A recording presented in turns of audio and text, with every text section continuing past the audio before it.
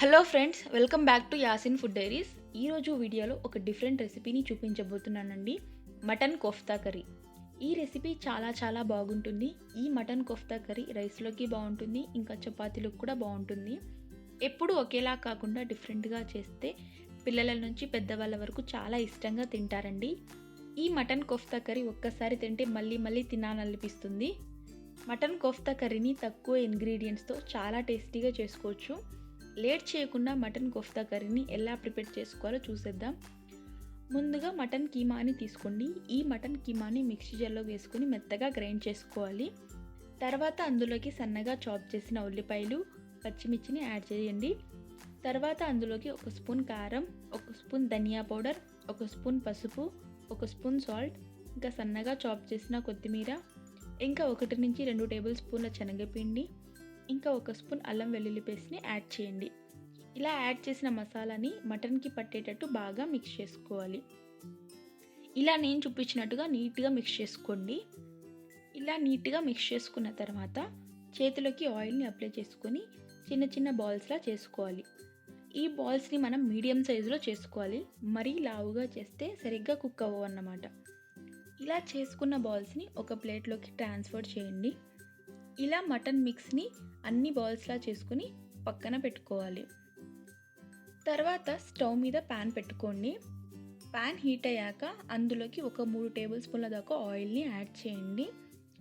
Oil heat అయ్యాక మనం ముందే చేసుకున్న మటన్ బాల్స్ని ఒకదాని తర్వాత ఒకటి వేసి బాగా ఫ్రై చేసుకోవాలి.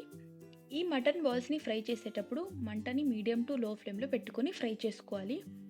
ఇలా ఈ బాల్స్ని మనం ఒక 50% ఫ్రై చేసుకోవాలి. రిమైనింగ్ 50% గ్రేవీలో కుక్ చేసుకోవాలి. ఇలా ఈ బాల్స్ ఒక 50% ఫ్రై అయ్యాక ప్లేట్లోకి తీసుకొని పక్కన పెట్టుకోవాలి. తర్వాత ఇప్పుడు మిక్సీ జార్ని తీసుకోండి. అందులోకి ఫ్రై చేసిన ఆనియన్స్ని యాడ్ చేసుకోవాలి. నెక్స్ట్ 1 కప్పు దాకా పెరుగుని కూడా యాడ్ చేయండి.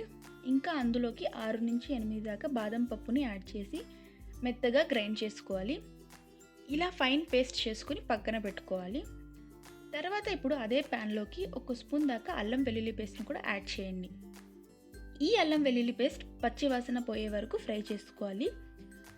నెక్స్ట్ అందులోకి మనం గ్రైండ్ చేసుకున్న ఆనియన్ పేస్ట్ని యాడ్ చేసుకోవాలి. ఆనియన్ పేస్ట్ ఫ్రై చేసేటప్పుడు మంటని మీడియం ఫ్లేమ్లోకి అడ్జస్ట్ చేసి ఒక 5 నిమిషాలు కుక్ చేసుకోవాలి.